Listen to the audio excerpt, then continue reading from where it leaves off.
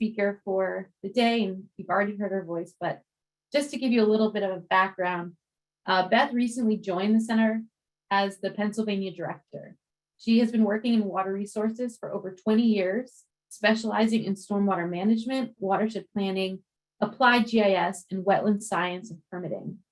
Her expertise is in developing and implementing stormwater management programs for local governments for compliance with NPDES MS4 permits, with a particular interest in stormwater management policy and regulation.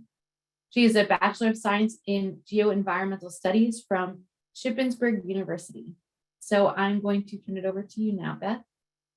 All right, thanks so much, Lee, and thanks so much everybody for joining us today.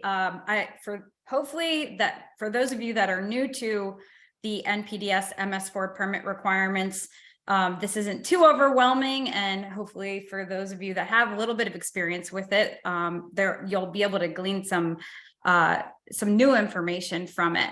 But just a brief outline, we're going to talk about the National Pollutant Discharge Elimination System, Municipal Separate Storm Sewer System program from a broad scale, a little bit more from a federal perspective.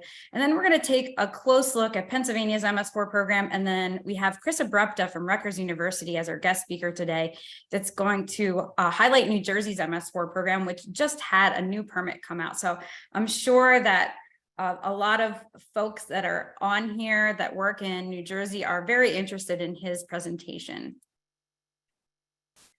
So I like to start with why the National Pollutant Discharge Elimination System, Municipal Separate Storm Sewer System. I promise I won't say that every time, but it is a mouthful. Permit program is important.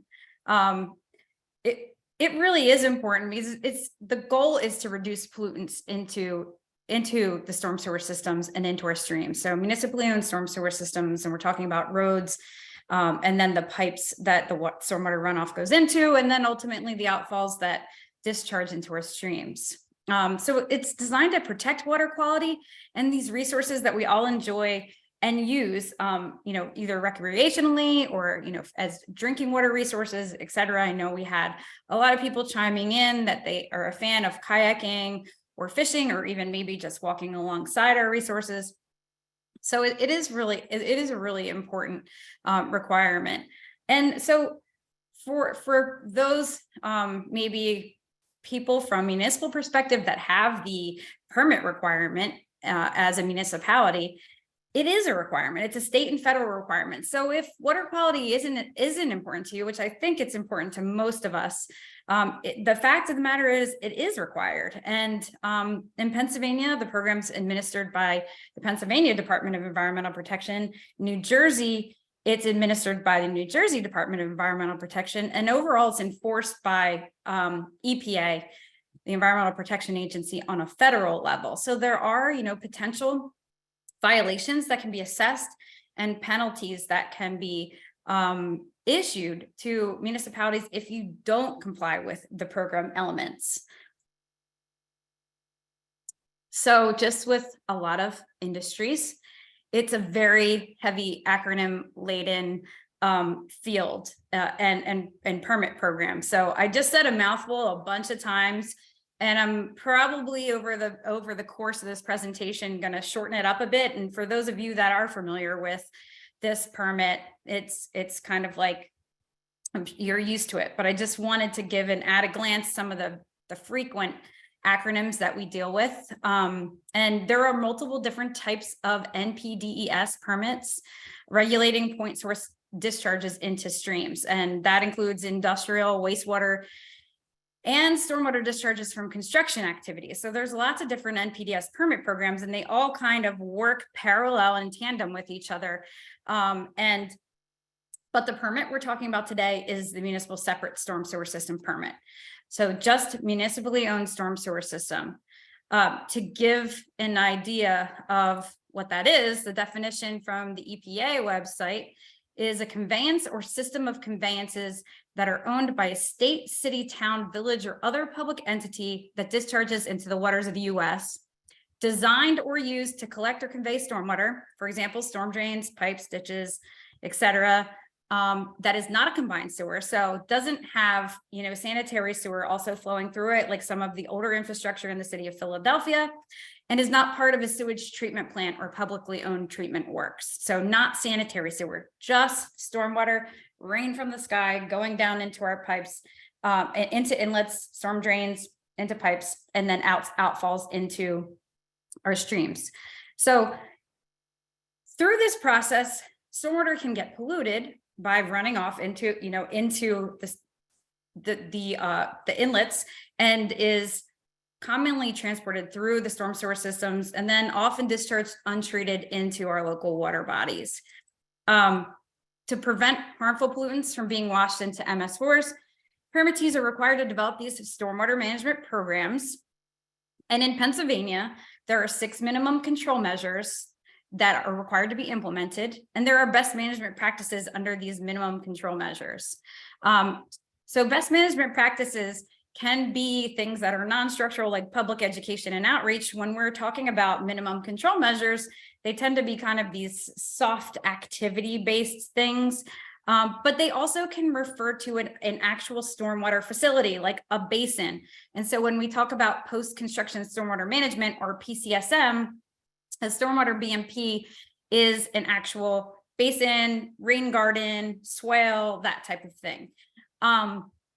I will say that Pennsylvania is in the process of updating their stormwater design manual, and it's going to be called now the Post-Construction Stormwater Management Manual, so the PCSM manual.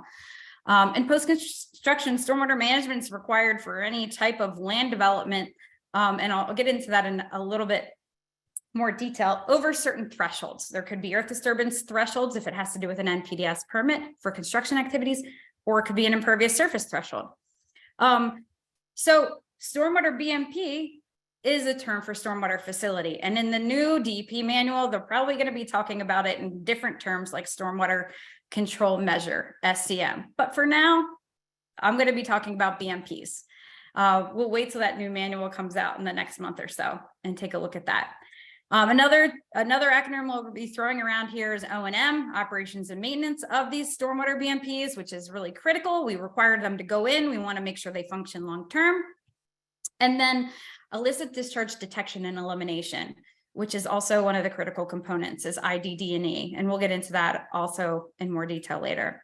Another one is total maximum daily load, which municipalities are required to meet certain waste load allocations in these TMDLs that are established for certain pollutants and then approved by EPA. And so municipalities within these TMDL watersheds that have TMDLs assigned to it are required to meet certain thresholds. And if they don't, then they have to develop plans to achieve those thresholds. And that is in both Pennsylvania and New Jersey and across the country. So we'll get into that in more detail in our case studies. So overall, the NPDES program, like I said, it's EPA mandated. It's a federal program that's countrywide and administered locally by each state. So each state is responsible for developing a program compliant with the federal regulations. So it's not the same for each state. They're all separate. So Pennsylvania Department of Environmental Protection develops their own program in coordination with EPA that is compliant with the federal regulations, and similarly for New Jersey and other states. So there's a lot of parallels and they're very similar, but they're unique to each state because each state is different. And you'll see that in a few of the next slides.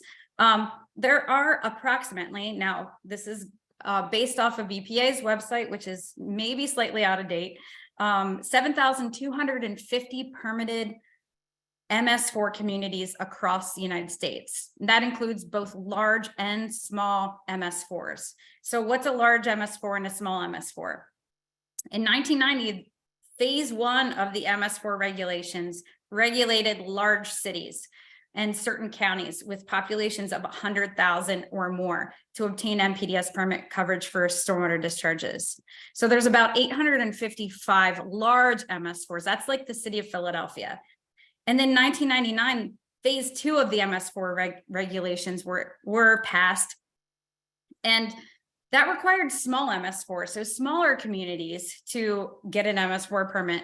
And that was based off of urbanized areas or urban areas, according to the US Census Bureau. So we'll take a look at that in a little bit more detail, especially when it comes to Pennsylvania. Phase 2, or the second wave of regulations, also included some public universities, hospitals, prisons, and military bases that meet the population criteria. So this permit is really designed for more urban areas and high populations and not rural communities, because really stormwater is more of a concern in areas that have more impervious surface and that type of thing. That's kind of where the direction of this has headed. So in phase 2, departments of transportation also were required to get their own MS4 permits. So it's not just municipalities. Municipalities do have, I would say, the vast majority of the permits though. So all in all, there's about 6,700 phase 2 or small MS4s. Let's see here, again, there's 5-year permit terms for all NPDES permits. There are 5-year permit terms. So just to give at a glance, you know, that sounded like a lot, but when you look at a map, again, I said this map was a little bit outdated. It's from the EPA websites from 2009. These are all of the MS4 permits as of 2009, according to EPA. So the blue are the phase 2 small MS4s and the green are the large MS4s. And as you can see, New Jersey is coated with small MS4s, and Pennsylvania, really, it looks like just a lot of blue as well. And then when you take a little bit closer of a look here, the pink and blue are municipalities that have MS4 permits. And then the yellow are ones that have waivers. So maybe next permit term they'll be covered. But generally speaking, the majority of Pennsylvania looks rural, it doesn't have an MS4 permit. And it seems like, you know, the vast majority is the case for the most part. So all the gray are municipalities with no MS4 permit. Again, this is from Pennsylvania DEP's website, and it was dated September 2019. So it should be consistent with this most recent permit cycle in Pennsylvania. And then in New Jersey, we have every single municipality having an MS4 permit. And they're divided into 2 tiers, tier A and tier B. And I'm sure Chris Abrupto will get into that in a little bit more detail when he starts his portion of the presentation. And at a snapshot here, the MS4 permittees in the Delaware Basin, I'm looking at New Jersey and Pennsylvania as a whole, not just within the Delaware River Basin, but the states. And not to leave out Delaware and New York, but because our presentation is focused on these 2 states, New Jersey has 557 municipalities, so 100% of the municipalities are covered by an MS4 permit. So everybody's neighbor is going through the same thing as them or a similar situation. In Pennsylvania, there are a little over 1,000 phase 2 MS4 permittees, and there's only 2 large, and that's Allentown and Philadelphia. And so out of 2,560 municipalities in the state of Pennsylvania, just over 40% have MS4 permits, which to me seems like a lot bigger of a number than what we were looking at in that map of Pennsylvania here. But that's because a lot of these are very tiny urbanized municipalities centered around Philadelphia and Pittsburgh. Okay. At a glance, the current program components of Pennsylvania's MS4 permit includes 6 minimum control measures, as you see here, and then it includes the pollutant reduction plans for municipalities that have stormwater discharges to streams impaired for sediment and nutrients. And that also includes the entire Chesapeake Bay watershed is required to develop pollutant reduction plans. Municipalities that have permits for MS4 within the Chesapeake Bay watershed, I should say. And then also includes municipalities having to develop TMDL plans for stormwater discharges to streams with TMDLs for sediment and or nutrients. And then also we have pollutant control measures for stormwater discharges to streams impaired for acid mine drainage, priority organic compounds like PCBs and or pathogens. And then all activities that are that occur within these minimum control measures or PRPs or TMDL plans have to be reported and documented yearly in an annual report that's due to DEP on September 30th. And I should emphasize that documentation is a key component of this program. If DEP does an inspection, they need to see that something has been completed. DEP and EPA are not necessarily going to be very agreeable if they get anecdotal information that isn't actually documented somehow, whether electronically or hard copy.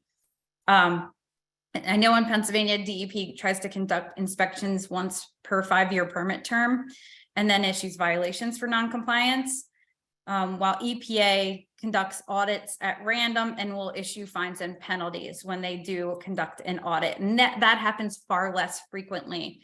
A municipality may never get an EPA inspection in Pennsylvania just due to the magnitude of MS4 permits.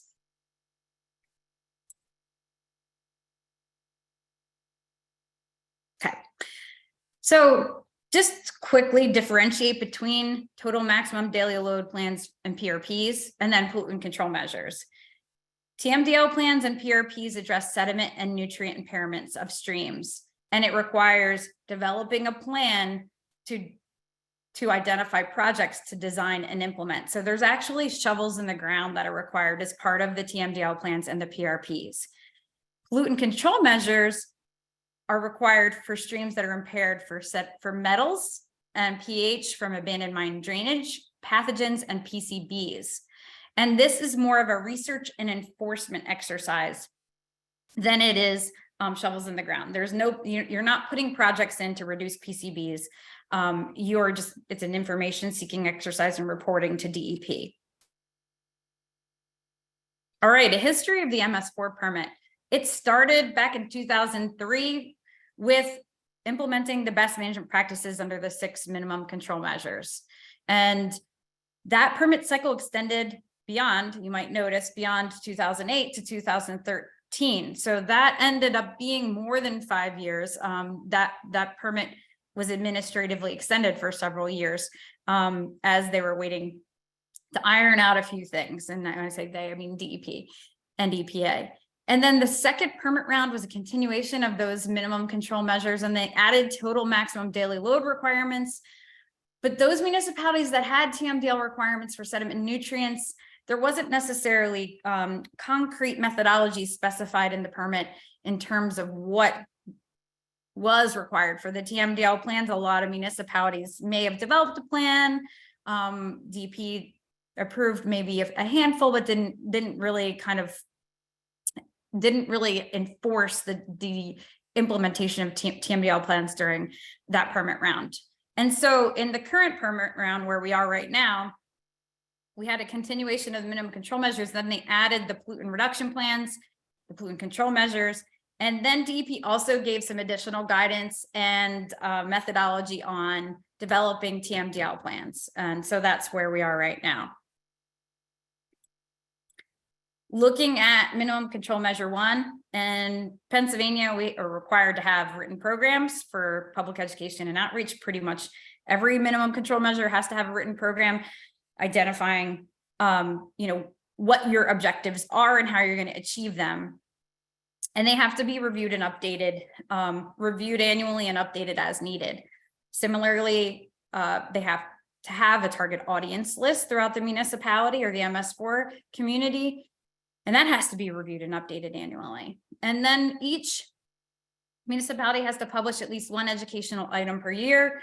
Oftentimes that's through the website or the newsletter, municipal newsletter, and then distribute educational materials through at least 2 distribution methods per year, which could be mailings, could be distributing them at an event, could be social media, could be anything like that.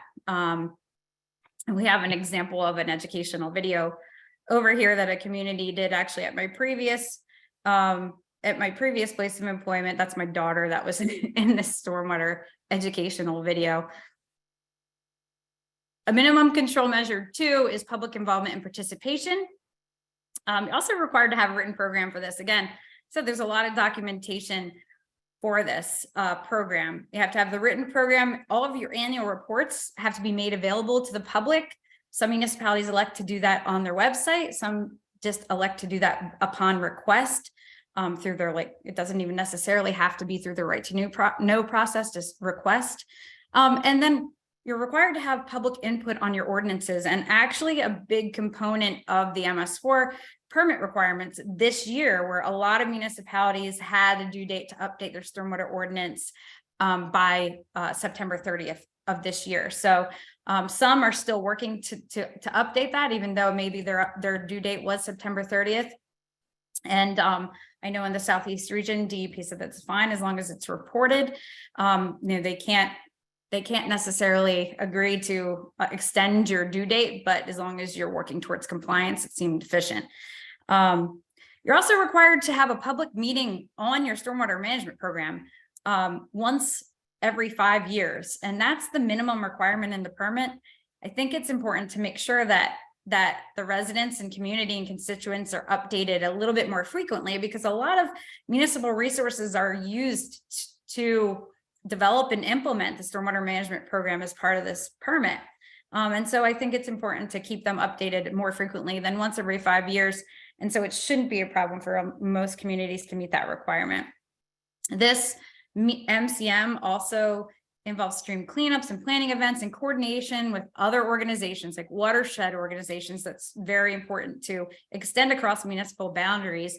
And also environmental advisory councils as part of your own municipal government. Some communities establish an environmental advisory council just to assist with stormwater education and outreach and involvement and participation. Mentioned this in the acronym slide, but minimum control measures 3 is illicit discharge detection and elimination, and really high level requirements. Again, you need a written program for this. You need to have mapping. This is actually, it's only one small bullet, but it's a major component of this. And most communities who've had MS4 permits for a long period of time should have their mapping already primarily in order, and just be updating as new infrastructure is put in place.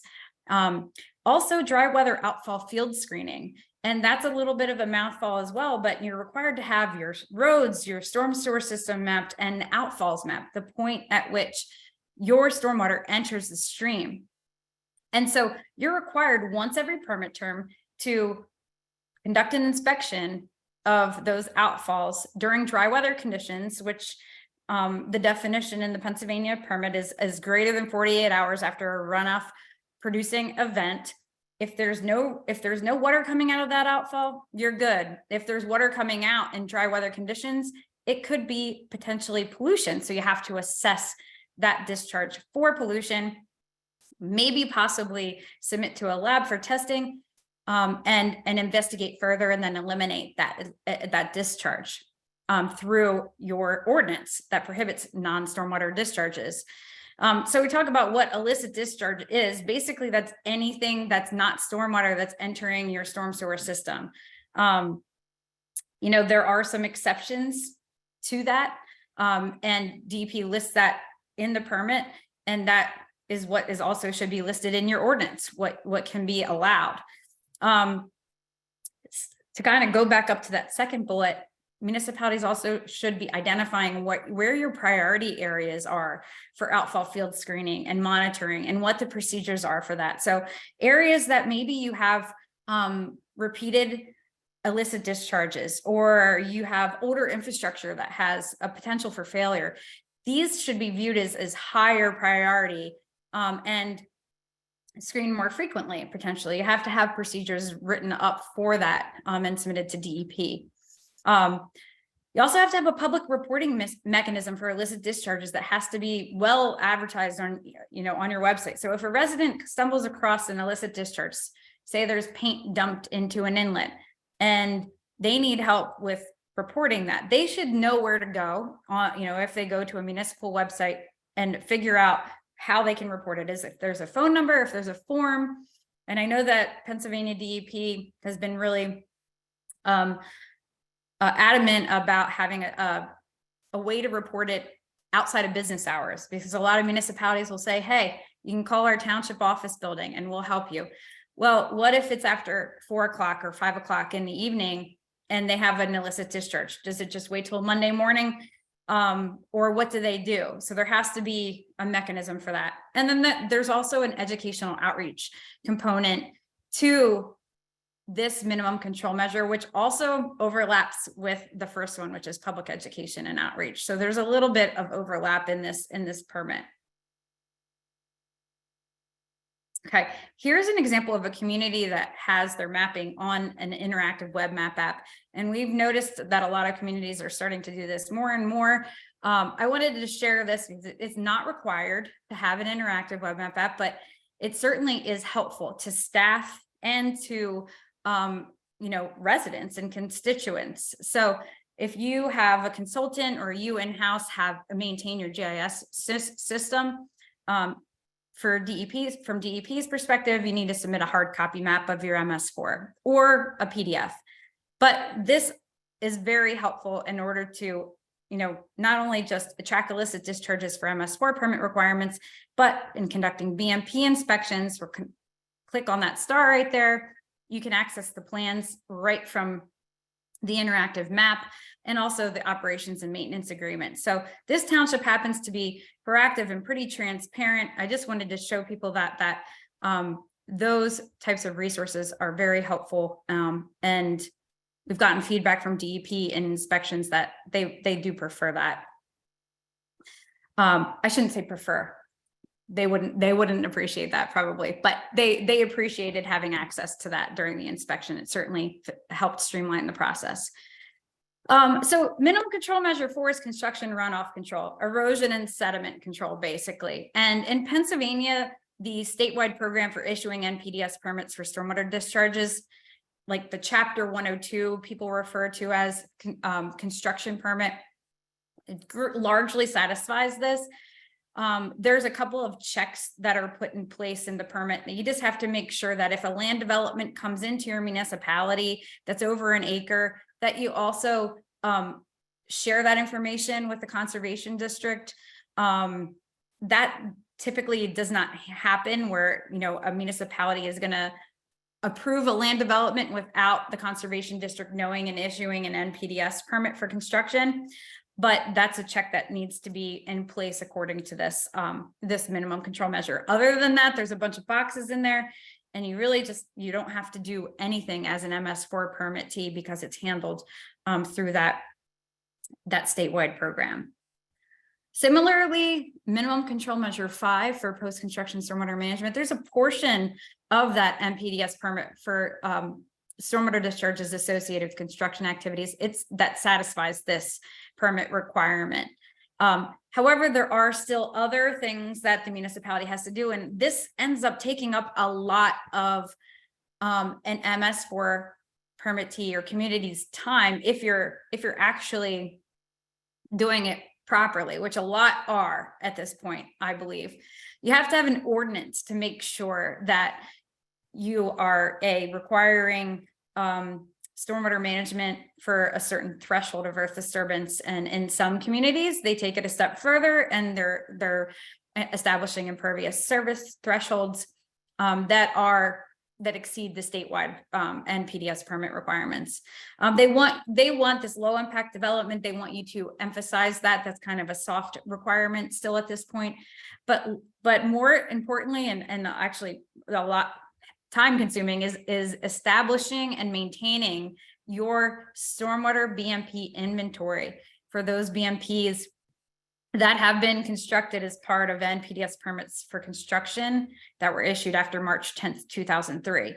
So that sounds like, oh, that's just a list of stormwater BMPs, but it ends up taking a lot of time to assemble that list. And then after that, you have to ensure that those BMPs are being properly operated and maintained by the responsible parties. So you as a municipality or an MS4 permittee may not be responsible for maintaining it, but you have to make sure that whoever is responsible, that homeowner, that HOA, or a school district or whoever is properly operating to maintain that. And so Pennsylvania DEP doesn't specify how you do that. At this point, it's still up to the individual MS4 permittee to either conduct the inspections themselves or require the responsible parties to conduct inspections and then submit it to the municipality.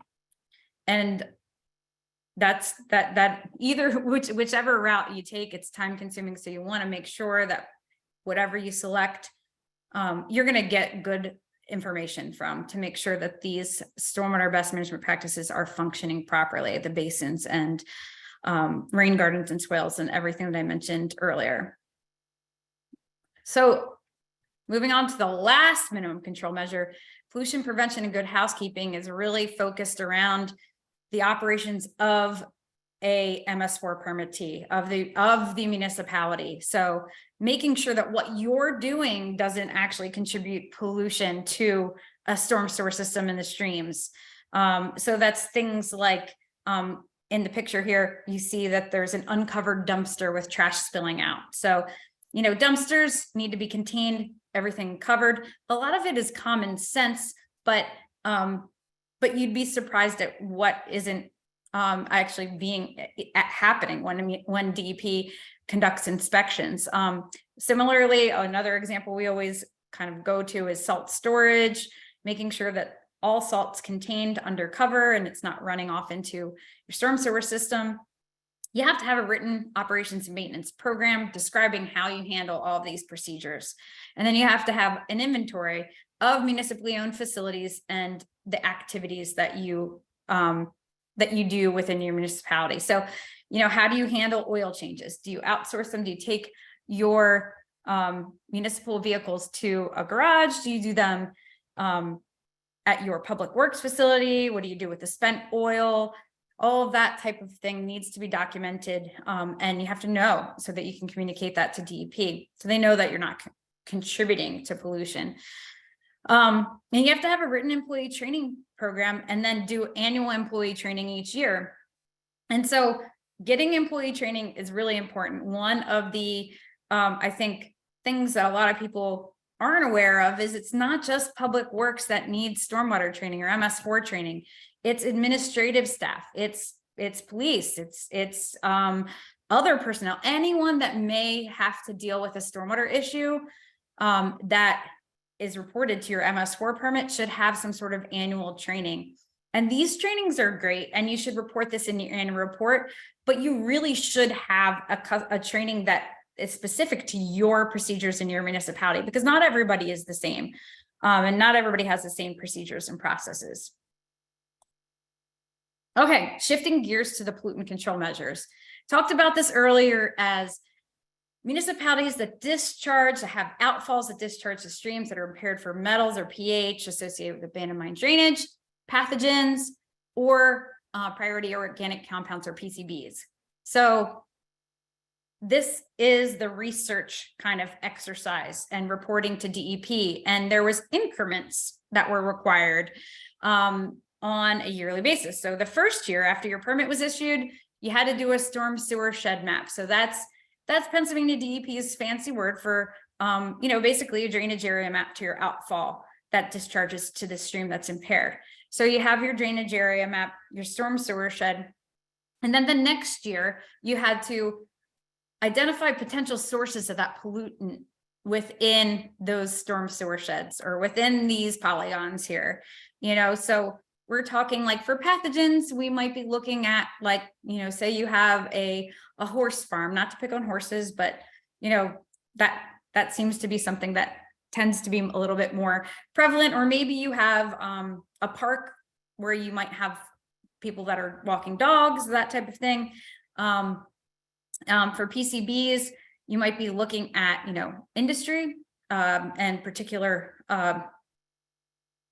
let's see here, like transformers and things of that nature. And then after you look at the potential sources, 2 years later, you have to do an investigation of those suspected sources. And that may involve sampling at those outfalls to see if there really is a problem. And then you have to report all of these activities to DEP annually in your annual report.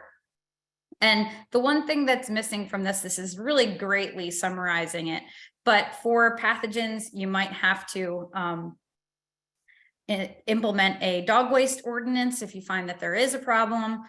Some people are just going to adopt dog waste ordinance anyway, just so that, I shouldn't say dog, I should say pet waste ordinance, just in case there are issues, and enforce it.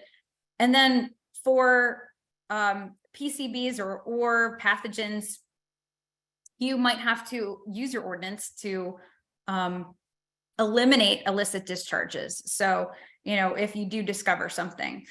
But part of the reporting process to DEP is that there could be other permits that if there is an issue, DEP may need to require from the entities that are the source of these impairments. And so that's why they need this information to determine whether or not they need to get involved on a higher level.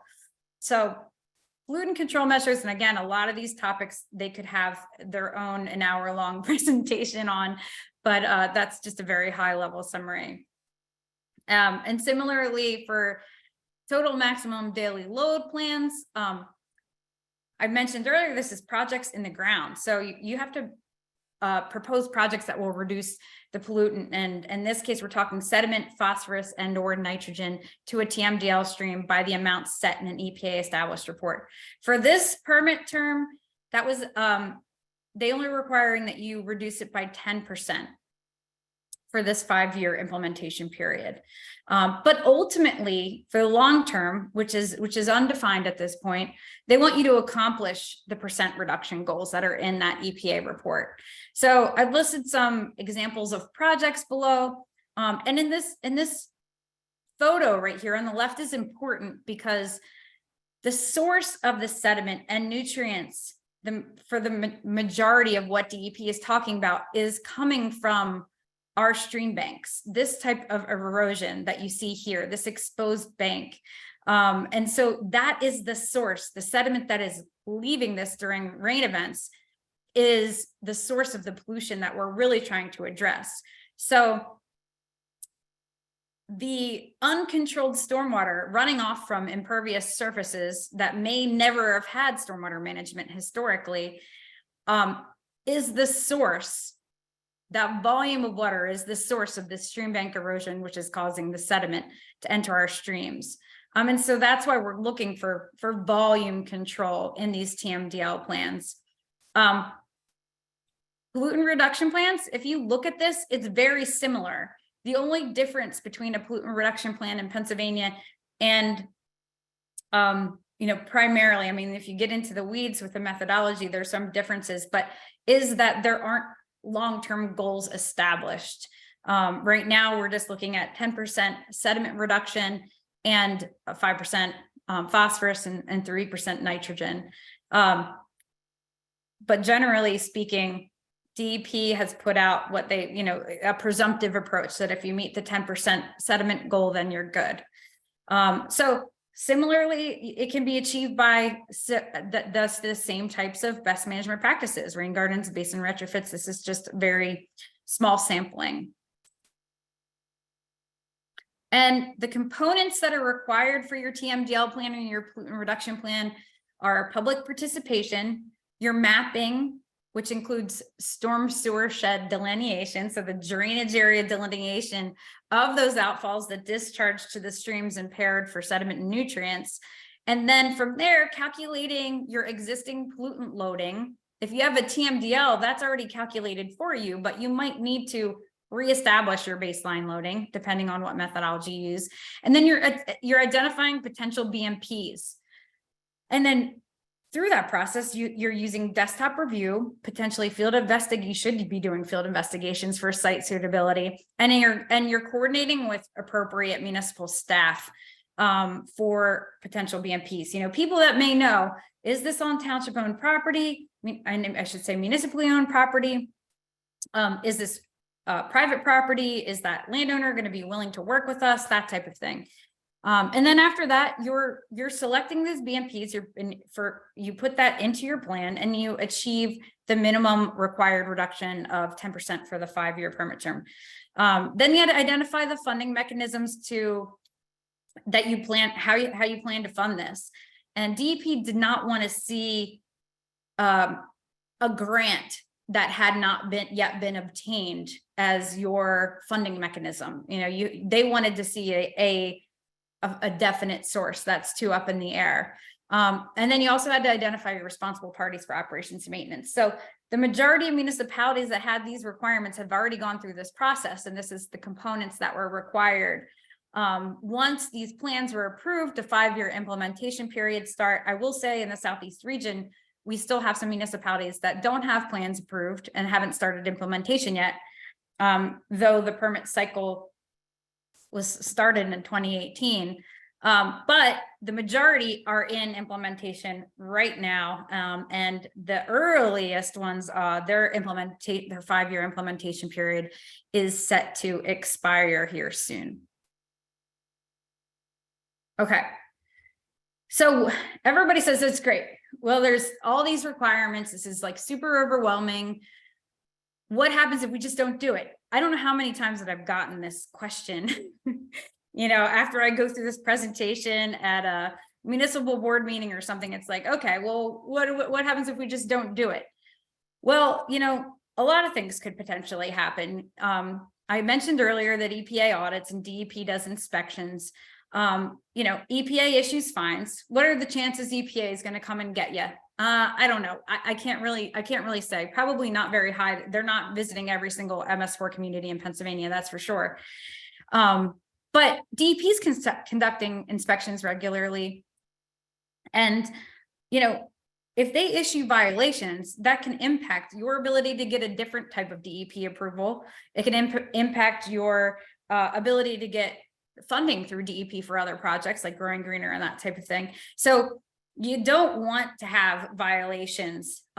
You can't really weigh your chances like that. And you certainly, in terms of a community, don't want to be viewed as one that's not compliant and not in favor of protecting water quality, because you have taxpayers that are really there to support you doing the right thing.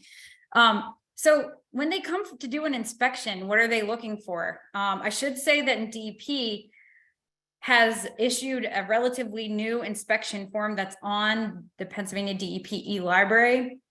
It's what they use when they go and inspect a municipality. So they will actually give you that information when they contact you for an inspection. But if not, if you want to be prepared, you can look that up right now. And it's a pretty lengthy form.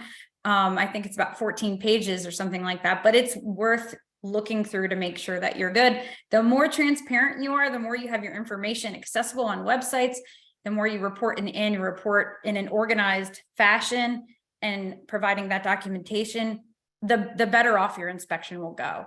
And typically they'll take a look at your public works facility. They'll take a look at the best management practices or the BMPs that you've installed as part of your pollutant reduction plan and your TMDL plan. They'll do an inspection of that. They may decide to look at a construction site. I don't know that DEP will, but EPA would. EPA will certainly, and potentially DEP, look at your post-construction stormwater BMP sites on the inventory. So there's a lot of things to be prepared for.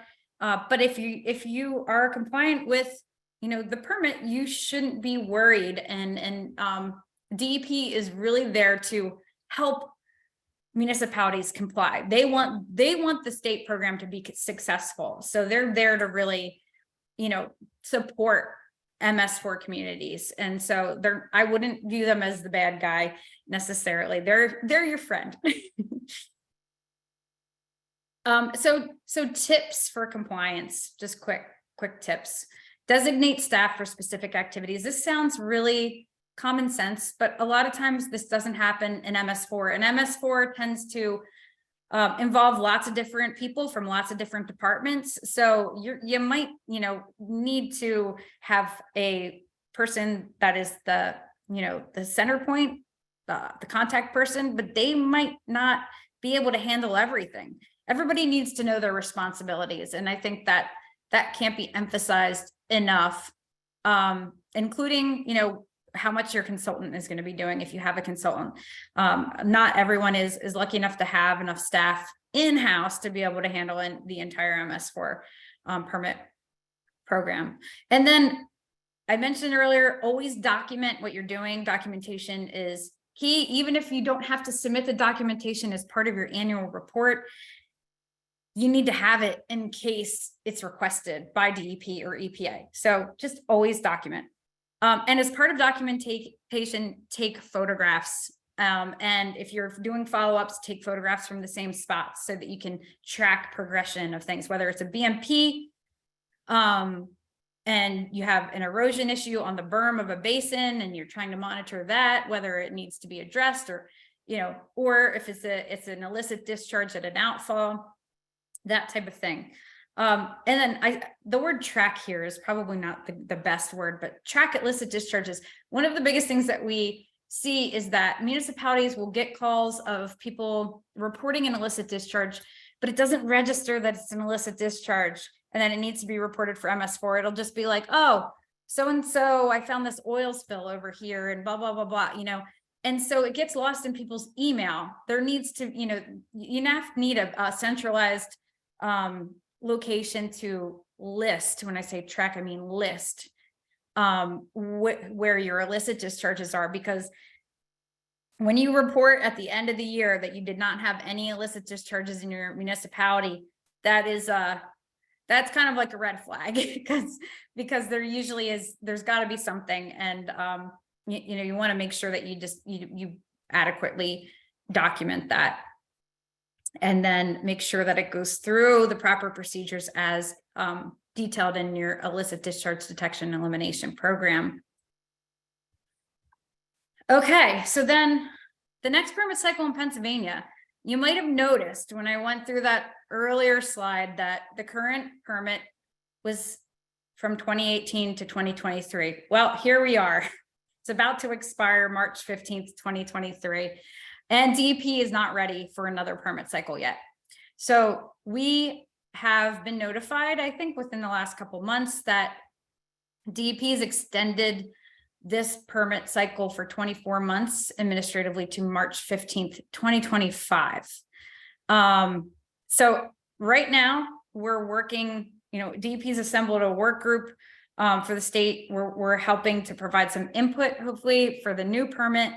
And that will be hopefully issued with a lot of adequate time for municipalities to plan for the next budget cycle. And then we have, let's see here. Okay. Just wanted to note that does not impact the timelines within your permit. So your TMDL implementation time, your PRP implementation time, when your ordinance updates have to be adopted and that type of thing, all of that still has to remain the same that is listed within your current permit.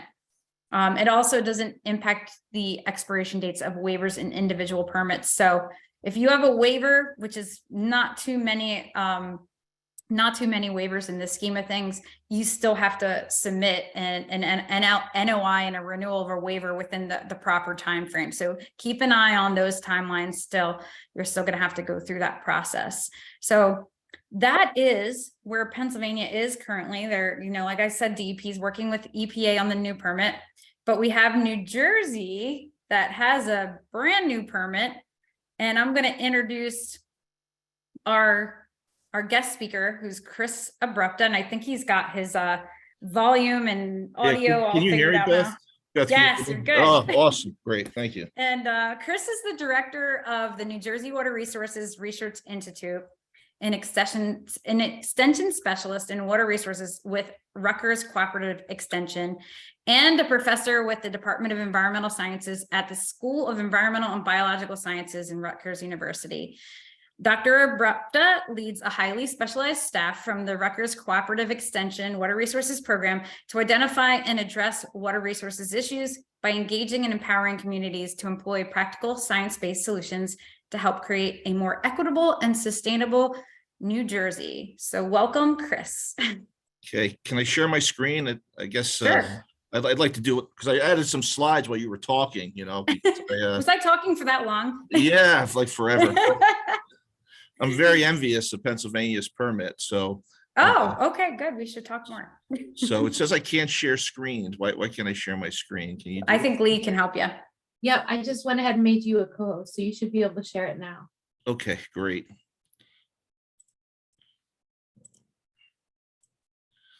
It's still telling me I can't share my screen while other participants are sharing, which I guess is Beth. All right. Try one more time. It's all my fault. There we go. Okay, can you see that? This is not a stream in New Jersey. Okay. We wish we had waterways that are this beautiful. So can everybody hear me? It's okay. Good. Okay, let's get started here. So New Jersey's permit, it's the same permit basically from EPA that we had to adopt for New Jersey. So a lot of similar things to Pennsylvania, although we don't have as many cool requirements as Pennsylvania has. And I'm hoping that there's a lot of public works guys and engineers from New Jersey who are dealing with stormwater from municipalities watching what Pennsylvania has to do, and they can realize how they get off very easily here in the state of New Jersey. But the whole idea is that we're trying to reduce the discharge of pollutants from the municipal separate storm source systems, maintenance yards, and other operations. Our components of our permit, we have the same 6 minimum standards. The big one is the stormwater pollution prevention plan, and the new one is the watershed improvement plan. So I'm going to go through a lot of this stuff right now. So the pollution prevention plan is just basically a document that outlines how the town or city is going to deal with stormwater management. So originally, New Jersey had tier A and tier B, and we saw a slide from Beth showing we had 101 tier B municipalities.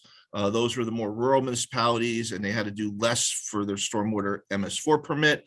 In this round, DEP has eliminated tier B and everybody's a tier A. So the 101 municipalities who are listed as tier B are not very happy about this because they have to do a lot more work.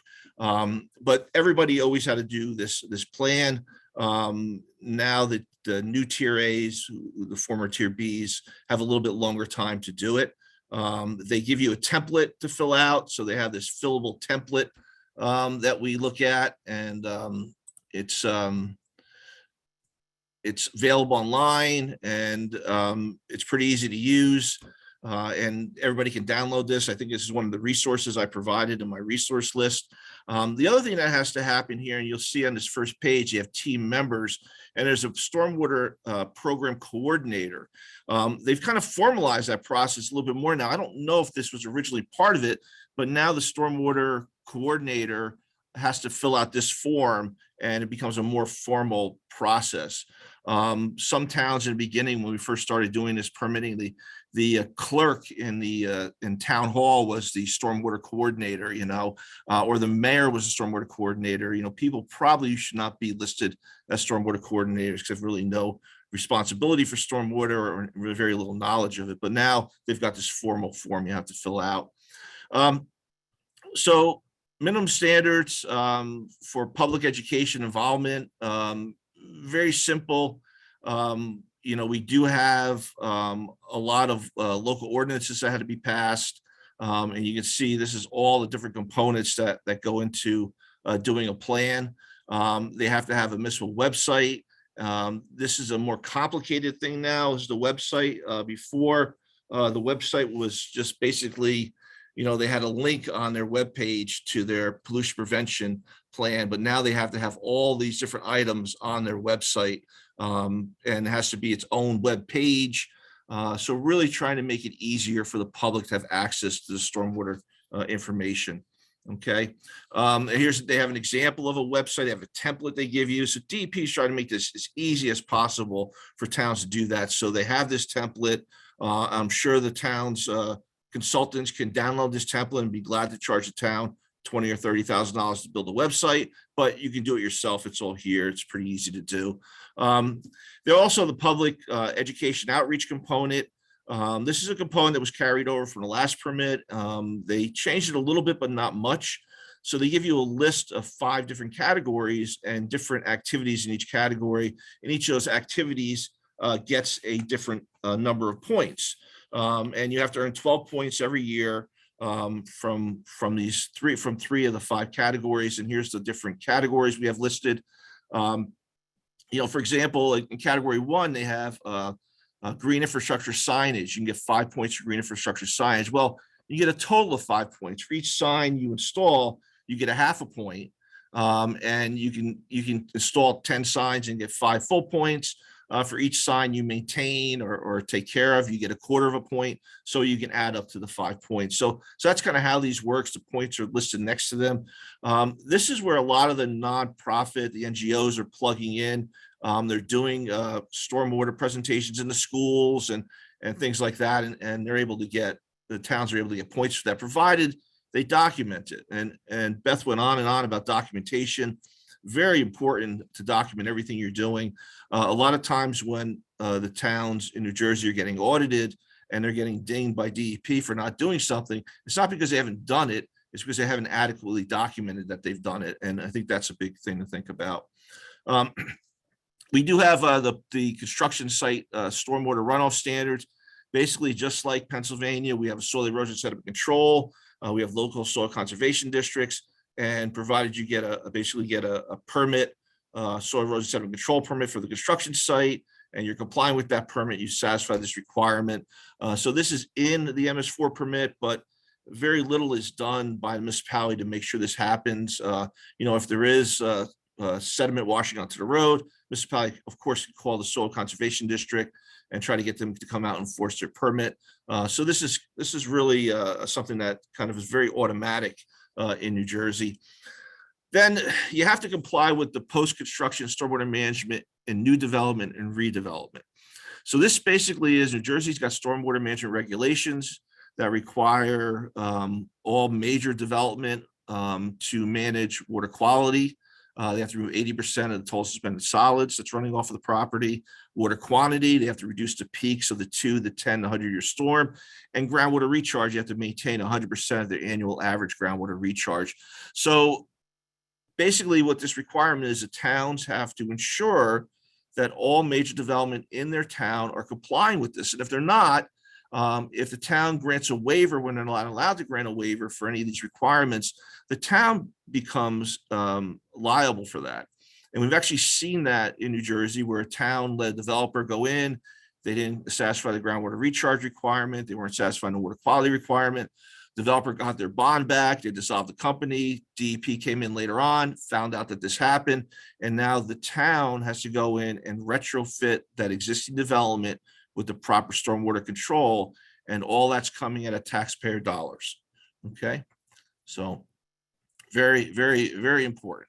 Okay, so key points for these minimum controls for construction management applies to all major development. In New Jersey, we define major development as any development that disturbs more than 1 acre or adds a 1/4 acre of impervious cover.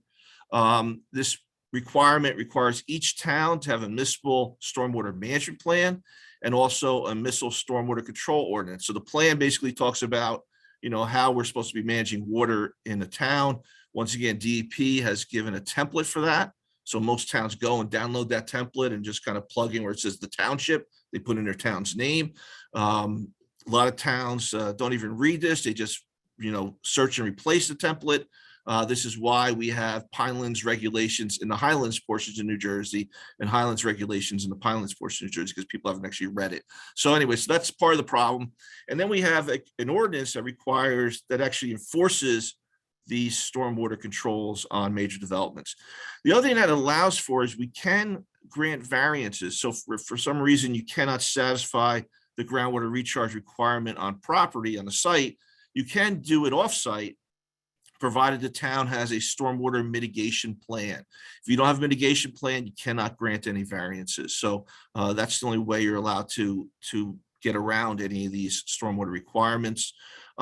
So this is also requires training of the engineers. So any engineers who are reviewing stormwater management plans that come into the town have to have a certain level of training. And if you're submitting a stormwater application, you can't review your own application, okay, which makes a lot of sense, but this is New Jersey, so we have to worry about things like that. Okay. Um, This is a big one, the minimum standards for pollution prevention and good housekeeping is the same thing that you have basically in Pensy, except we actually require these ordinances. So there's a pit waste ordinance, a wildlife feeding ordinance. I know Beth was calling it the dog waste ordinance, but we don't discriminate here in Jersey between pets. So we call it the pet waste ordinance. So wildlife feeding ordinance, so you can't feed the deer. Basically you can't feed the geese.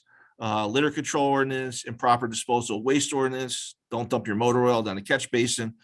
So we have all these different ordinances. They added 2 new ordinances this year, privately owned salt storage ordinances. So a lot of, whether it's a housing development that has a group that manages that development, or if it's a mall and they have their own salt pile, well, that salt pile now has to be covered. And they have to ensure that's covered, so the town's responsible for making sure that's happening. And then they have to have a tree removal and tree replacement ordinance that they have to pass, which is going to be interesting to see how towns get that through. There's also community-wide measures that have to happen, and this goes back to things like street sweeping. If you have storm drains on the road, you have to at least sweep that street 3 times a year. In the past, there were speed limits on this. So if the street was more than 35 miles an hour, you didn't have to street sweep it. There are no longer speed limits on this. You have to street sweep everything that the town owns. There is a county stormwater permit. So any county-owned roads, they have to do the county roads as part of their permit. But this is focusing on the towns. If you have a street that doesn't have stormwater inlets on it, you only have to do it once a year. This requires all inlets to be labeled, be retrofitted. So you can see the inlet in the bottom right there. You actually have a smaller opening. So they've retrofitted that top. So you know those big openings so the water bottles and soda cans can't get in there. Storm drain insulation. So if you're actually putting in a storm drain on the surface, it has to have a catch basin underneath it to allow things to settle out. So it can't just be a storm drain going to a pipe to dump the storm water into the river. There has to be some sort of settling mechanism there. They have an herbicide application management, de-icing material management, roadside vegetation, and roadside erosion control. So these are all measures that the township has to follow. This all falls for the most part on Department of Public Works. Which is a shame in New Jersey because most of our public works departments guys retire and they tend not to replace them. They see it as a cost savings when actually they should really be beefing up their public works departments in the state to be able to satisfy some of these requirements. So storm drain inlet inspection. So the inlet's actual grate on the surface. You have to inspect it at least once a year. And if it's clogged, you've got to clean it and do it properly. You have to have a plan for how that gets done and when you have to clean it. So that's something you're required to do. Once again, you have to document all this. So the DEP, when they come to audit you, they can see your documentation, and you have to file a report at the end of every year with all that documentation in it. The catch basin cleaning, they changed this. They used to require you to inspect every catch basin once a year and then clean them when necessary. There are some towns that have many catch basins. So now they say, if you have 1,000 catch basins, more than 1,000 catch basins, you have to inspect at least 20% of them every year. So rotating around to make sure you get to all of them over the 5-year permit cycle. Okay, and this picture on the side just shows you what the catch basin is, just that concrete box under the inlet. Okay. This is new. New Jersey DEP requires the MS4 conveyance, inspection, and cleaning. So not only do you have to inspect the inlets, inspect the catch basins, you've got to inspect the piping between the catch basins and make sure that they're functioning properly. And if they're not, then you have to clean them. So that's another thing that we have to worry about. And then we have the maintenance facilities, stormwater maintenance or stormwater facilities and maintaining those. This is kind of new. You used to have to just inspect these once a year. Now, if you do not have a maintenance plan for a stormwater detention basin or retention basin or bioretention basin, whatever it is, you have to inspect it at least 4 times a year and after every storm exceeding 1 inch of rainfall. So what this requirement tells me is a lot of towns are going to be writing maintenance plans for all their stormwater facilities to make sure that they only have to inspect it annually. Okay. Now, the other thing that they added was this requirement that if you find something wrong, you've got 90 days to fix it. Before, there was no requirement of how long you had to fix that. And now they're putting a cap on that you've got 90 days to fix any problems that you discover. If you don't own the system, the town doesn't own the municipal facility, so we do have a lot of homeowners associations who own their own basins. We have malls that own their own basins. The town is still responsible to make sure that they're inspected annually. A lot of towns pass ordinances requiring those people to have them inspected, and they're required to make sure that they're functioning properly. So that this kind of falls on the burden of the town, even though they're not ultimately responsible for inspecting that basin or cleaning it. They're responsible for making sure it's working properly, and that makes sense because it's all tied to the same MS4 system. Okay, so the big thing in here too, we've got municipal maintenance yards. This permit really hammers these guys and trying to get them to do the right thing. They want all best management practices to be documented in the yard, monthly inspections at each yard, inventory of materials, containers labeled, spill cleanups when they happen, secondary containment of all above the ground storage tanks. A lot of the DPW yards, the public works yards, have this stuff already. A lot of this is going to be documentation. The monthly inspection is going to be something new that they have to do. And vehicle washing, and this goes on and on. I don't even know if it's got all the bullets in. There's a few that I think I left out. But the other thing is they keep a lot of materials on these yards, like aggregate material, wood chips, or finished leaf compost, making sure that's covered, so that it doesn't wash away. A cold patch for asphalt, once again, making sure that's covered. Any kind of street sweeping or storm drain clean out stuff that they have, making sure that's covered. So there's a lot of work that has to get done at these maintenance yards. And this becomes one of the first places that they actually inspect these maintenance yards when they come out to do audits. So that's something to kind of think about if you're the town. Training, we have training just like Pennsylvania. The stormwater program coordinator has to be trained at least once per permit cycle. Usually that's a town engineer or the head of public works becomes that coordinator. They fill out that form I showed you in the beginning, and they've got to be trained. There's annual employee training that has to happen. You can see me on the right when I used to have hair doing one of those trainings. Stormwater management design review training once per permit cycle. So the engineers who are reviewing the designs have to be trained. Anytime there's an amendment to the stormwater rule, there has to be training. So they're always trying to update the stormwater management rules. So there has to be training for that.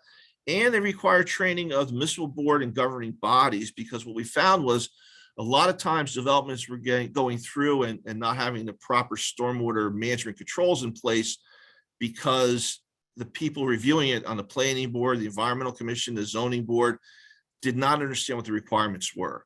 So now they're required to be trained for that at least once per term. So some of these guys have 2-year terms, some of them have 4-year terms. So that's part of it. So there's MS4 mapping that's due. So these are something that has to get done. All the outfalls should have been mapped already, but now we have these new mapping requirements, groundwater discharge points, interconnections between MS4 systems. So if one town's connected to another, they want to know where that is. They want all the storm drain inlets mapped, all the manholes mapped, all the conveyance pipes mapped, the size of the pipe, the direction it's going, pumping stations, stormwater facilities, and they want to know where the boundary of the maintenance yards are. So really kind of a zoning map of that. And this all has to be put into a digital format, a GIS format that can be easily accessed by DEP and uploaded by DEP. There's stream scouring requirements that we have.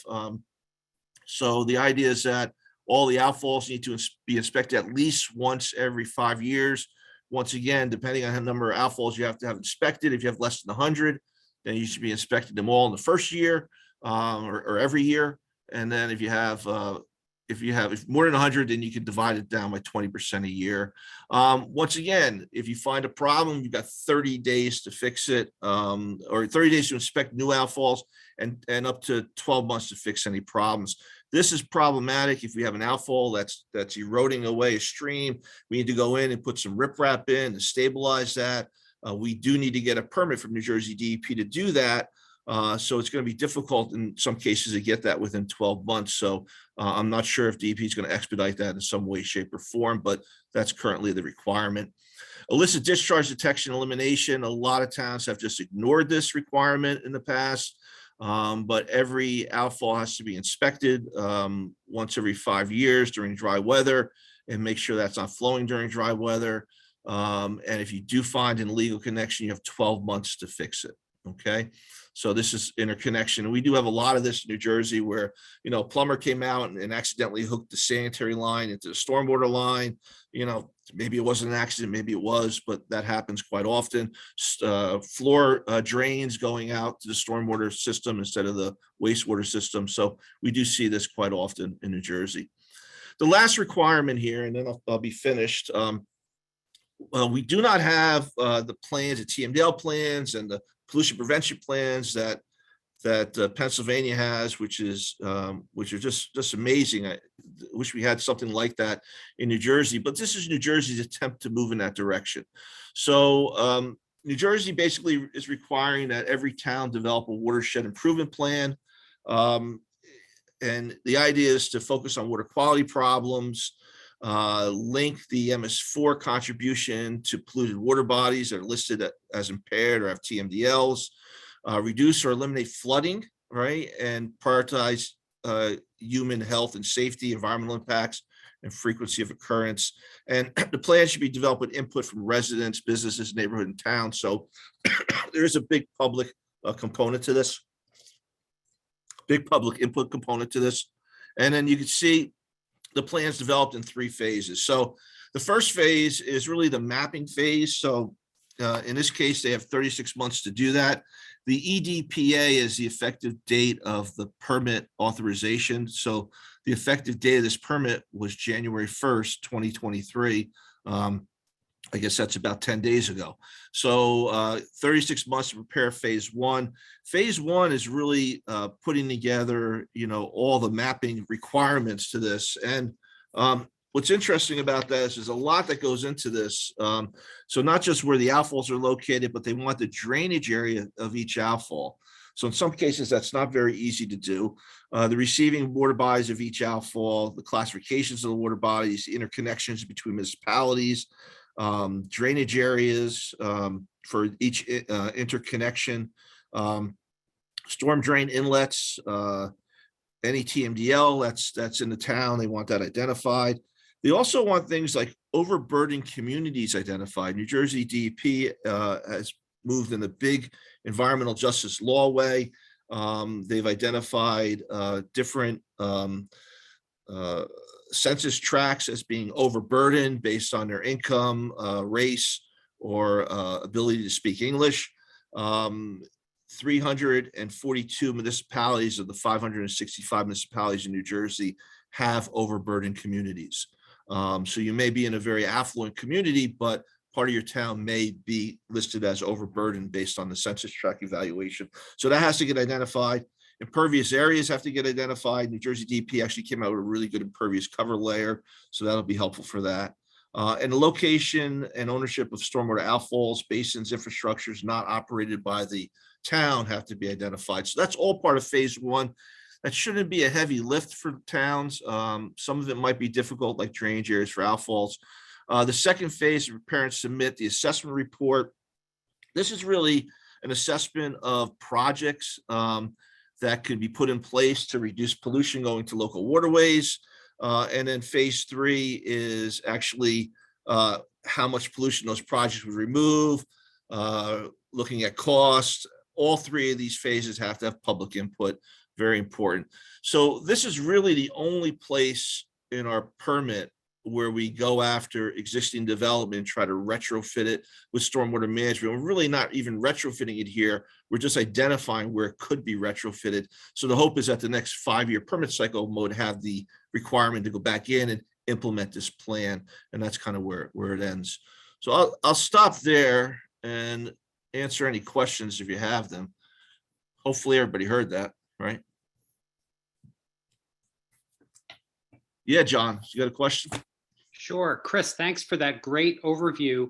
I was struck by the fact that you started your presentation. By the way, I'm with Environment America, which includes Environment New Jersey as well as Penn Environment. So Right. I'm interested on both sides of the Delaware. You started your presentation by saying that New Jersey had much more stringent requirements, if I understood correctly, but then it seemed like you went through. No, actually, Pennsylvania has much more stringent Sorry, requirements. that's what I meant. MS4 You were permit, saying, yeah. you started by saying Pennsylvania has much more stringent requirements, but then you seem to go through quite a few requirements in New Jersey.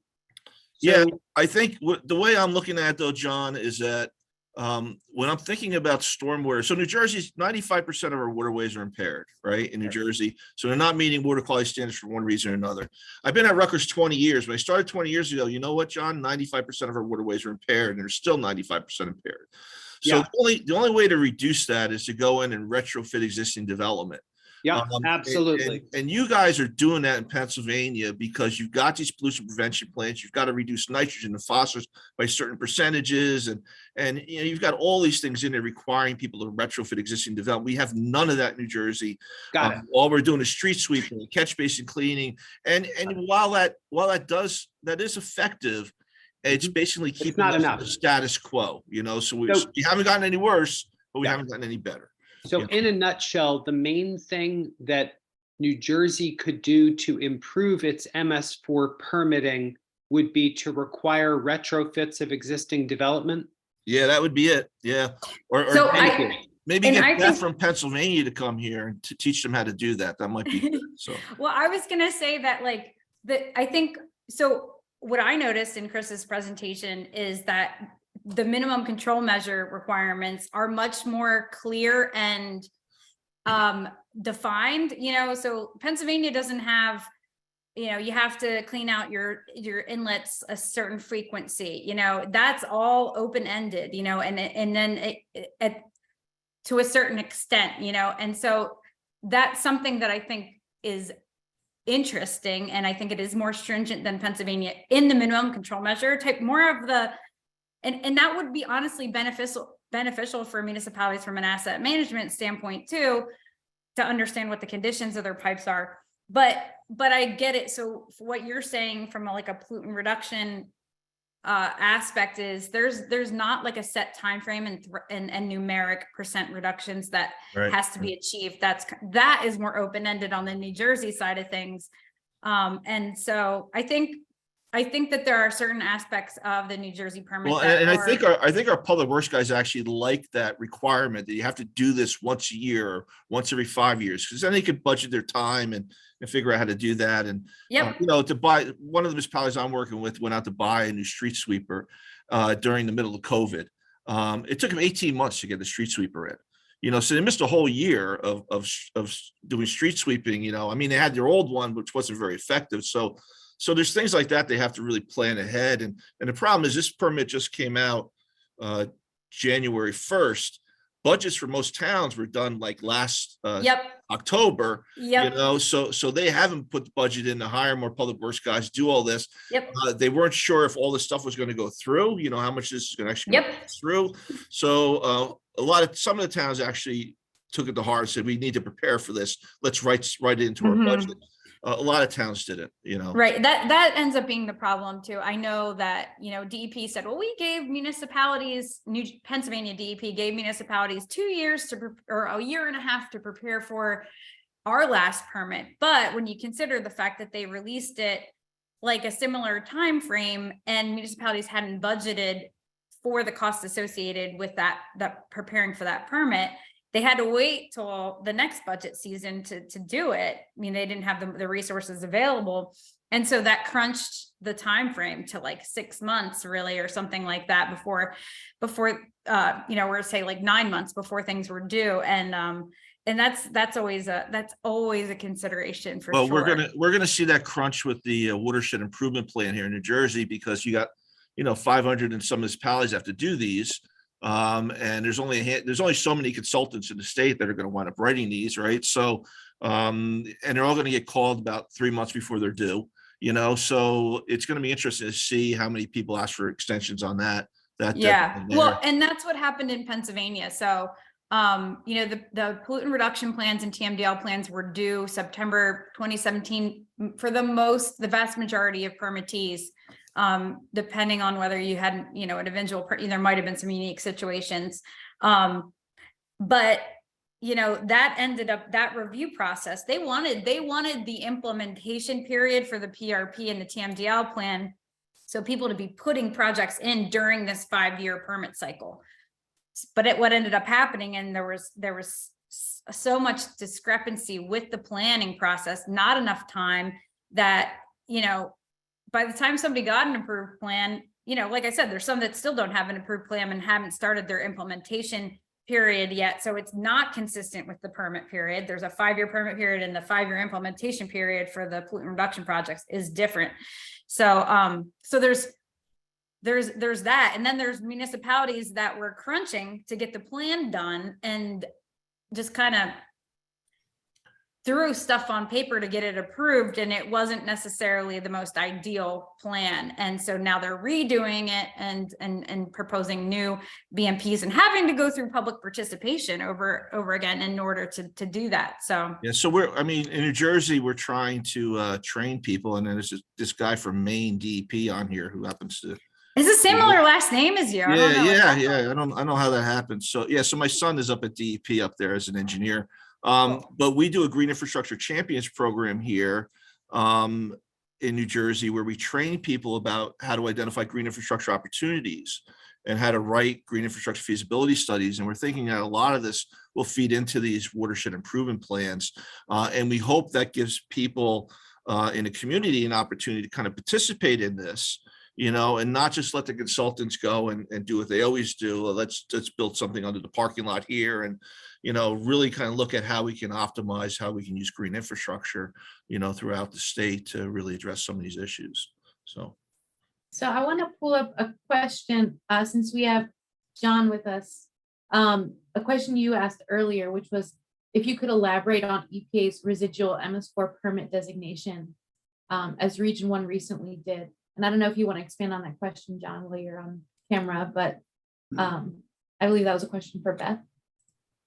Yeah, I can elaborate briefly, but mainly Beth, I'm sure, can tell us more. So I think as Beth pointed out in her presentation, many Pennsylvania municipalities do not have MS4 permits. And up here in Massachusetts, I'm based in Boston, but I work with all of our affiliates nationally. There are many cities and towns that do not have MS4 permits, despite the fact that the Charles River has serious water quality problems. And so finally, after a legal petition was filed by several of my colleagues at other environmental groups, EPA Region 1 exercised its residual authority on MS4 permits. And now there are a number of municipalities in the Charles River watershed that are going to have MS4 permits to start improving the water quality here. So I'm just wondering whether there's any opportunity for EPA Region 3 to use its residual authority in Pennsylvania. And I know we're talking about the Delaware River watershed, but honestly, this could apply to the Three Rivers watersheds out in Pittsburgh, or the Susquehanna River, or any waterways that are impaired and needing more prevention of pollution. So I have not heard anything about that, and I am involved with the new permit work group in Pennsylvania. So, and there's an EPA Region 3 representative on that work group. I would say that, and I don't want to speak for EPA or DEP, but there's a lot of challenge. Like I think going back to the beginning of my presentation, the fact that there's 2,560 municipalities in Pennsylvania, all very small and very unique characteristics. There is a serious administrative challenge to administering the 1,000 permits that we currently have. And talking about and getting in the weeds with what does maximum extent practicable mean for 1,000 different communities, because they're not the same. We have suburban Philadelphia and Philadelphia that's super highly urbanized and like almost 100% impervious and almost 100% no stormwater management whatsoever. That may be similar to a lot of like what New Jersey, Chris might be referencing in New Jersey, but then we have a lot of rural municipalities that have urbanized area that have, lots of farmland in it, you know what I mean? And so I think that I have not heard of that in Pennsylvania. And I think probably the reason why is I feel like they have enough on their plate administering the 1,000 MS4 permittees that they already do have. But that's just my gut on that. It's good to know though, for sure, that's happening in Massachusetts. So thank you, John, for your question. We have another question here from Patricia, and this I believe is for you, Chris. Will the new New Jersey MS4 permits now require municipalities to have tree ordinances? And if so, is there a sample ordinance available? Yes, it does. And I believe there is a sample ordinance on their website. So it's a tree protection and replacement ordinance, which is interesting. I'm surprised that made it through with the public comment period, but that slipped in. We're also very surprised the Watershed Improvement Protection Plan made it into the final permit too, but we think that made it in because it's the last 3 or 4 pages of permit and nobody read that far.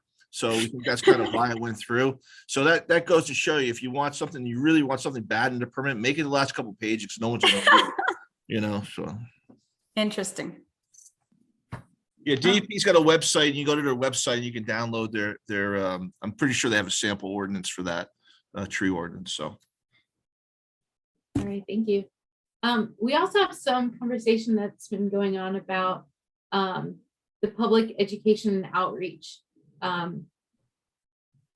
requirements. And so we have a shameless plug, which by all means, go ahead and use our chat for some shameless plugs. But I'm just curious, what other activities have you all been using to fill the permit requirement? Oh, there's been a lot of stuff that we've been doing. I mean, a lot of displays, like they'll put a stormwater display together and they'll go to like a 5K race, and they'll have that set up, right next to the bagels, that when people come out, they have the bagel and they can read the stormwater display. So there's social media stuff that they do. A lot of signage too is something that they've been pushing. There's also, we have a group in New Jersey called the AmeriCorps Ambassadors. So New Jersey's broken down into 20 watershed management areas. Each watershed management area has an AmeriCorps ambassador that DEP funds and supports. And that person goes into schools in that area and can do educational programming. So a lot of times they're invited to a town to do a program, go into school, and then they document that and use that for their points. So a lot of things like that are going on. There's rain garden workshops, rain barrel workshops that we do a lot of, community involvement projects that may be like a stream cleanup, so I think for the most part, DEP is pretty loose on what you're calling, your stormwater outreach and education. Some people are doing it very well. Some people are taking, the one black and white sheet that DEP gave them back in 1998 and printing that out and sending it out with the water bill, and getting a few points for that. A lot of the groups, I think, are really, a lot of towns are really smart because they're working with their local watershed group. So we've got the Watershed Institute here in New Jersey, which kind of spans the whole state, and they do a lot of work with towns, and the Center for Watershed Protection. You guys have a lot of great stuff that people go to your website and grab and send out, and use that for educational materials too. So I don't know. I think it's a good thing if you're serious about it. If you're not so serious about it, there's easy things you can do just to get your 12 points and make it go away and not be very effective.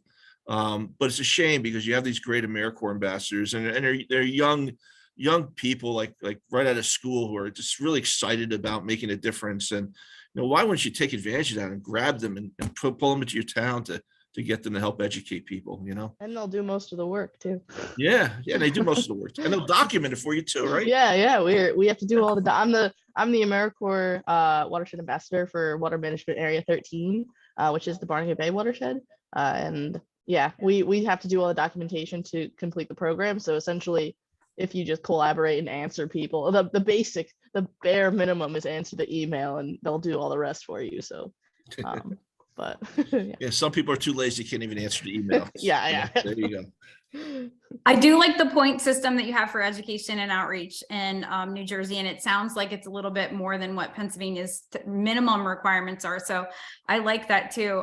Some of the things that we've seen municipalities in Pennsylvania do, I know story maps are a big thing that help to provide that kind of engagement and interactive component from like a GIS perspective, because everything, everything involves your mapping and location when it comes to stormwater management and watershed education.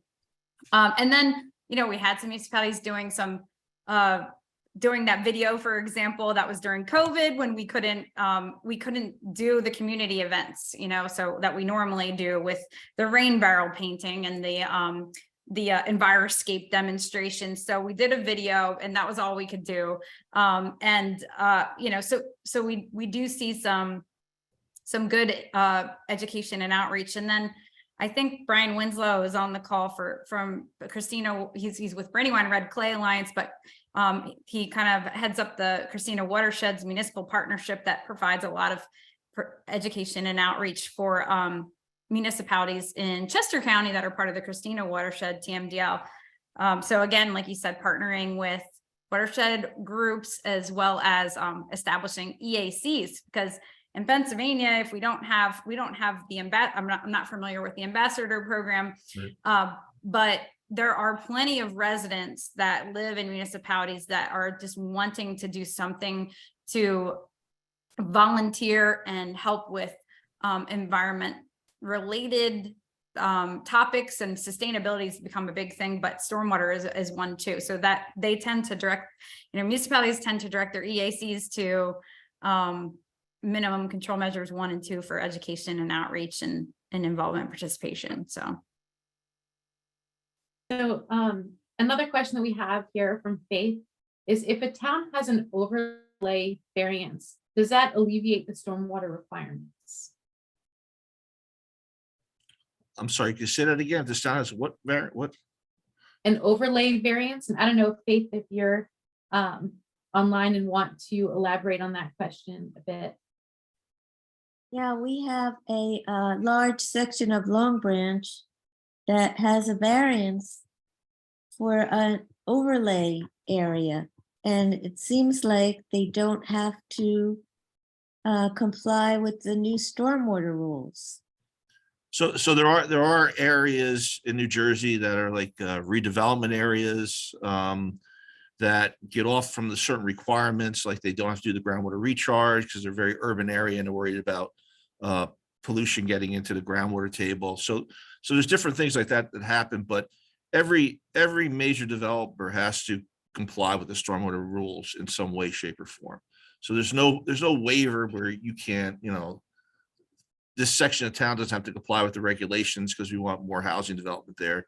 That's a call to DEP and to Okay. where you're at, I guess, central enforcement of DEP, and say that they're not complying with the stormwater regulations. And if they ask you, how do you know? Tell them Dr. Abrupter from Rutgers told you so. So. Okay, thank you. So another question for New Jersey.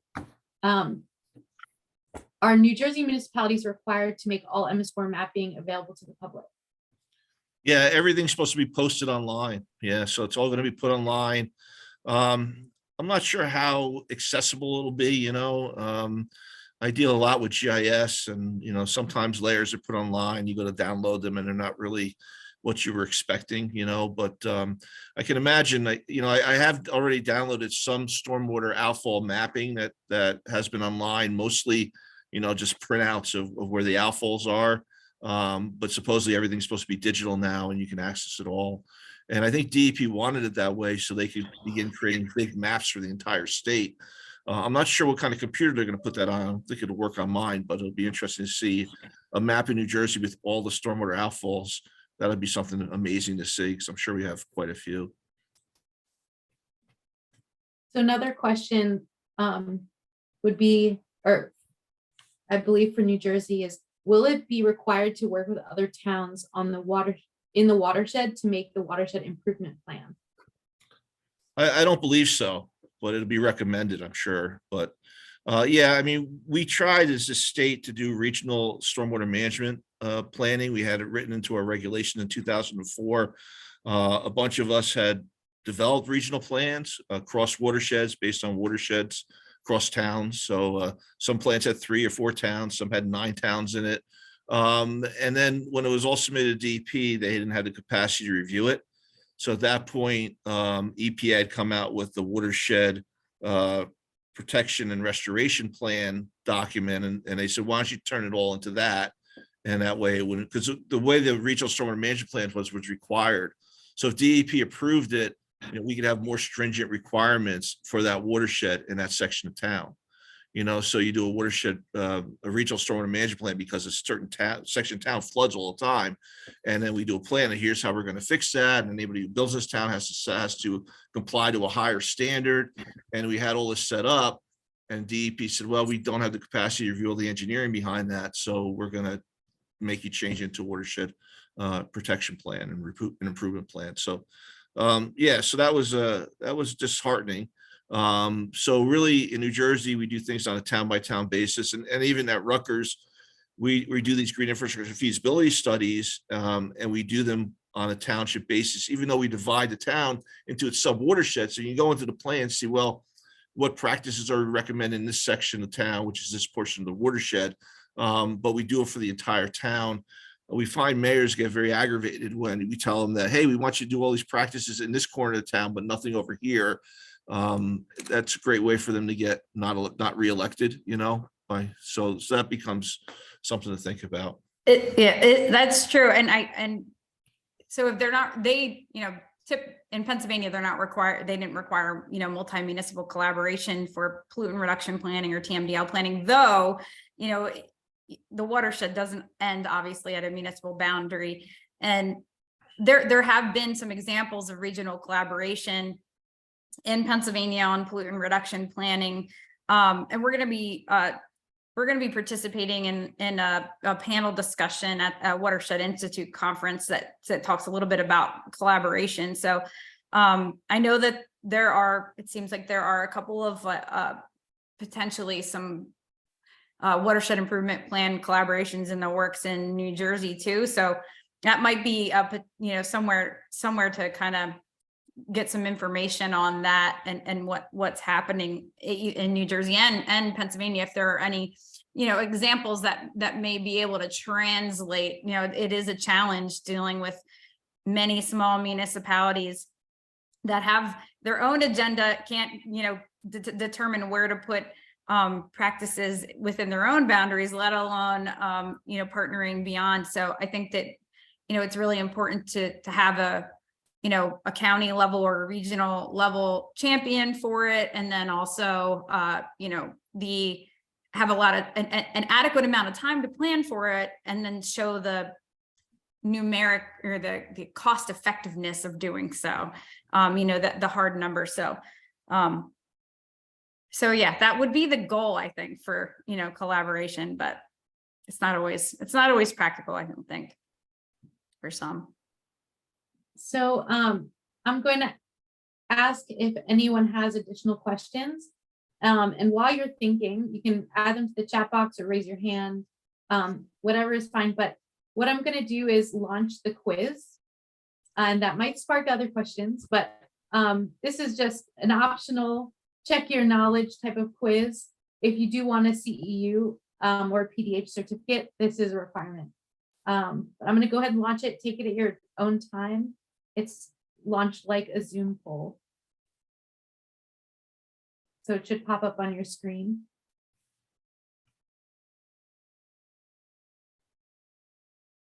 And so while you're taking that quiz, we can still continue the Q&A session. So if anyone has additional questions, feel free to speak up now.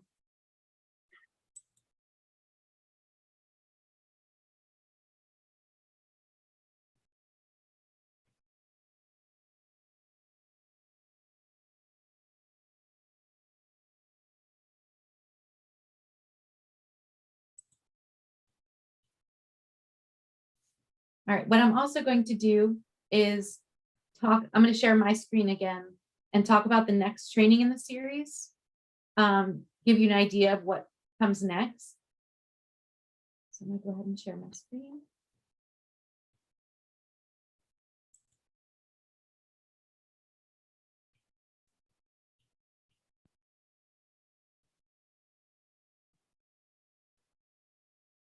All right.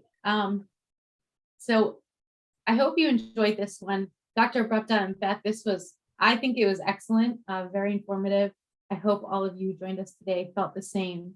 The next in this series, which is next week, January 17th, is called Design with Maintenance in Mind. So this is a training that's going to be led by our staff member, Greg Hoffman, with a guest speaker, Kate Austin from City of Lancaster, Pennsylvania. And they're going to talk about ways in which good design can lead to easier, less expensive stormwater infrastructure maintenance. And bad design can do the opposite. So participants will learn the key design and programmatic elements that affect how stormwater practices can be maintained after construction. So I hope you join us for that training.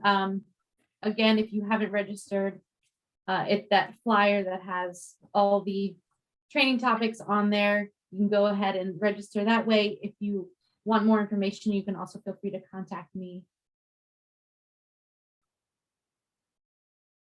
Additionally, if there are questions that you have after this training, you go home and process the information that you've learned.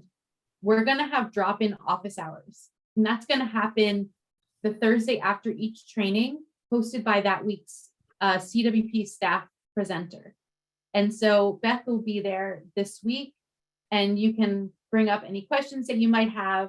If you're working on your MS4 permit program, there's an element that you want to ask Beth about specifically, this is going to be a good time to prepare your questions ahead of time and have some casual conversation about it. So feel free to join us for that office hour. You can drop in at any time between 1 to 2 p.m. It's going to be an informal time, so it will be led by the questions that you bring. And additionally, we would love if you provided us some feedback. What I'm going to do is share a feedback survey in the chat box right now. So we are really lucky to get funding from the William Penn Foundation to host this training series. This was a way for us to offer this technical support to our network in the Delaware River watershed. Now, we want to continue to offer support and to all watershed and stormwater professionals, it's the mission of our organization. And so to better do that, we need to know what your needs are, what your training gaps are, and what you liked and how we could improve upon the training experiences that we offered today and throughout the rest of this series. So if you can take that feedback survey, that would be appreciated.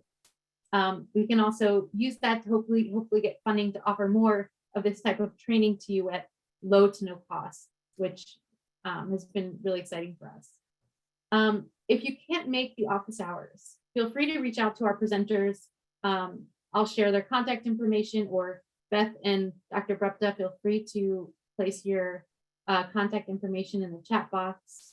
But feel free to reach out to them with questions. But if you can't make this Thursday's office hour, you can also come to an office hour in future weeks, meet with another one of our CWP staff members.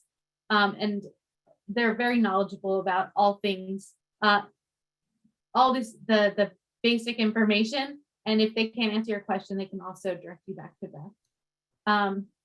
Another thing that we're going to be sharing with you is Beth and Chris were nice enough to put together a resource list for you. So if you can see this image on the right, I will send out this resource list to everyone who registered for this training. And it's just resources that they compiled that I think would be beneficial to you all as a go-to for MS4 Permit Basics. So feel free to check that out. And then if you do want a PDH or a CEU from this training, go ahead and email me at some point by the end of the day, and I will get you that certificate within a week.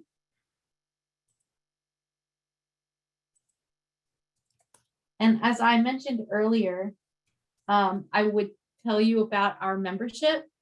So we have over 2,000 members, and this network of professionals that are dedicated to advancing stormwater and watershed management, we meet to learn and to learn from each other. So we have free or discounted webcasts, and we also offer lunch and learns. And this is almost monthly. We get together and we do, we have presenters that are practitioners in the stormwater industry, and they will tell you about cutting edge research they're doing or experiences that they have. So they're very informative. We also offer discounted rates on conferences. So our upcoming conference in April is going to be in San Diego. So if you're interested in our National Watershed and Stormwater Conference, you can get a discounted rate for registration as a member. We also have an online watershed library, which has 2,000 plus resources that's been compiled and curated by our staff and our network to help with watershed and stormwater management. So if you are interested in any of these benefits, please reach out to our Director of Membership and Training, which is Karen Titus, and she can tell you more about membership and getting you access to these benefits.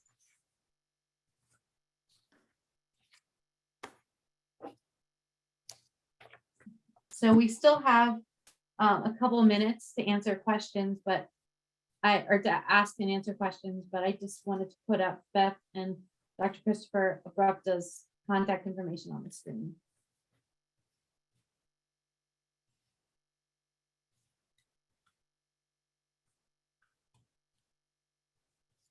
And yes, I saw the comment in the chat that it was a lot of information to absorb, and that was a very funny pun. But also, it was. I mean, as I was going through, I wanted to say that like we've done presentation, like hour-long presentations on like 10 different components of these presentations. So it was a lot of information. So definitely feel free to follow up with any questions or anything of that nature. So we have a raised hand. Brian Winslow, would you like to ask your question? Hey, hello, everybody. Thanks for a good presentation, Beth and Chris. I just thought, Beth, you missed the meeting, but in December 16, we met with CWMP, that's the Chester Christina County, Christina Watersheds Municipal Partnership. And we had a nice presentation by a municipality that had a DEP inspection. So it was kind of good to hear firsthand what he had to say. And if I could summarize it, DEP did give them, I think, 48 hours notice, maybe longer. It was long. So yeah. Yeah. That's what I heard. Who was it? And what municipality was it, Brian? Do you know? it was John Castles. Okay, so that's West Brandywine. It should be West Brandywine. Yeah, it was probably West Brandywine. Or could it be? And, they have a lot of municipalities. Dave Porter's on here too. He might be able I don't to. think it was West Brandywine that he was representing for that one. He did say DEP kind of put him at ease by saying, look, we're here to help you, satisfy these requirements. We're not here to ding you, to look for places where you're not sufficient, but they did look at a lot, especially MCM6.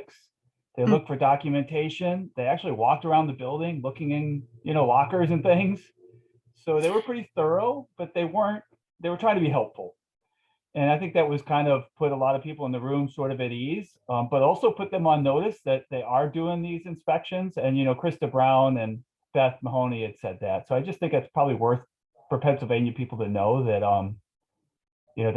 that's what we're hearing. They're coming out, they're doing the inspections. It's probably going to take them several years. So you really don't know when you're going to get the call. But the documentation, which you and Chris, talked about, is one of the things they're looking for. Yep. Yeah. So I actually based that portion off of an experience I had with Westtown Township back in August. We had an inspection with Westtown. And they basically said they were also training a new DEP employee at the time, Ricky Carter. But yeah, I mean, it wasn't scary. It went really smoothly, but it was also a municipality that wasn't in really bad shape either, you know? So, and I imagine it was a similar situation with John Castle. So, you know, the DEP is looking, they want the program to succeed, you know, and so they definitely are in your corner for sure. And it is worth looking at that 14-page form that, by the way, was released like back in June, so like right before the township was notified that they're going to get an inspection. So yeah, the Southeast region is trying to get like to their 400 permittees within this permit period, but we will see. And they got to choose their inspection date. I think they gave them 5 date options that were over like a 2-week period of time. And you know, so I think all in all, Westtown had a month's lead time. We had a meeting to prepare. We really didn't do anything special to prepare for it. You know, they were in good shape, but you know, you'll have lead time and be able to make sure that everything is extra tidy. That was one thing that I said too. The appearance of tidiness for your public works garage is really important, because it creates the illusion that not, I wouldn't say illusion, but it creates just, you know, you have everything in order. There's nothing nefarious going on, you know? So I had the same experience in New Jersey. I sat in on one of the audits, and DEP came out with like 8 different people. And they were really there to try to get the town on track, you know, and they really weren't there to ding them. They were trying to help them. But there were certainly problems this town had that they had to deal with. And they came out of that and went right into a budget meeting trying to figure out how to budget so they can fix these problems that they had. So I thought that was very useful, you know, that DEP was out there, and the head of the, you know, the town was their business manager was there to hear all things that have to get done. So he knows that, you know, it's not just a DPW guy trying to look to get some extra money for his group, you know? Right. So I want Right. to That be- salt storage set needs replaced, you know? So I want to be respectful of everyone's time. We've reached 3 o'clock or a couple minutes past. So thank you for joining us today. Thank you so much, Beth and Chris. This was excellent. We really appreciate your presentations. And again, if you have any questions, their contact information is available to you. Well, thank you. We should do this again soon. Sounds good. good. Thanks, everyone. Thanks, Chris. Thanks, Bye. Lee. Thanks, Beth. Bye-bye.